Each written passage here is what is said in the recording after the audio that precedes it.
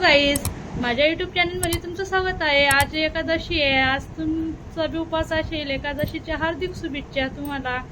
आता आपण देवपूजा ते झालेलं आहे आपल्याला। आता आपण फराळ करणार आहे साबुदाण्याची। पोरांना सांगते आंघोळी करा, त्या अजिबात ऐकता आणि पोरं आंघोळी कर ना कार्तिक। मग तुम्हाला मी जायफळाचं राहून गेलेलं होतं। आपण ते बटाटे टाकून घेतले आणि मिरची टाकून घेतलेली। आता चांगले आपले बटाटे हे होऊन गेलं, बटाटे चांगले आपले शिजले गेलेले आहे। आपण याच्यामध्ये साबुदाणा भिजलेला होता, शेंगदाण्याचं कूट टाकलेलं आहे जाड मोठं।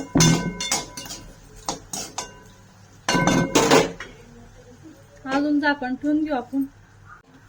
आपण याच्यामध्ये साबुदाण्यामध्ये मीठ बी टाकून घेतलेलं होतं। आपले बटाटे चांगले झालेले, आता साबुदाणा टाकून घेऊ आपण।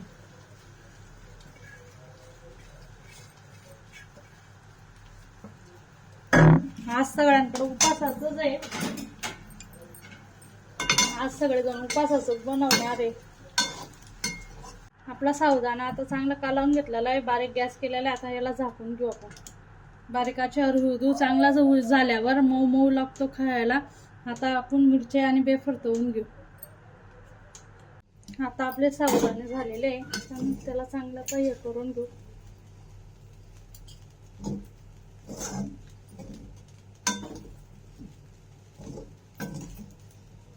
चांगलं कालवून घेतलेलं आहे आपण साबुदाणा। आता गॅस बंद करून घेऊ। आता भांडे रचून घेऊ आपण। भांडे झालेले होते, ते भांडे रचून घेते मी फटाफट। ही आपण साबुदाण्याची थाली बनवलेली आहे। हे 5 साबुदाणा आहे, मिरची आहे, केळ आहे आणि दही घेतलेली आहे। कशी वाटली माझी साबुदाण्याची थाली? जय हरी। आता आमचे जेवण झालेले आहे। आता विठोबाच्या मंदिरात जायचंय आम्हाला।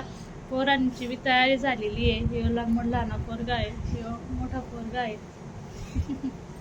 नमस्कार कर बेटा। नमस्कार कार्तिक, नमस्कार कर। नमस्कार। चला आपण विठोबाच्या मंदिरात जाऊ आता।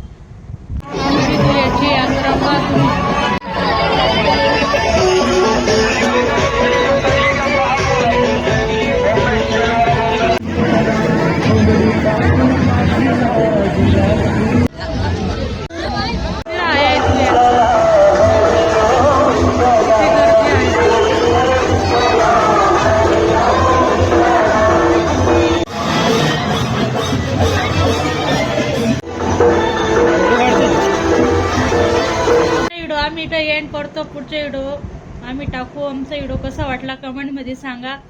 लाईक शेअर करा, फॉलो करा आम्हाला। जय महाराष्ट्र।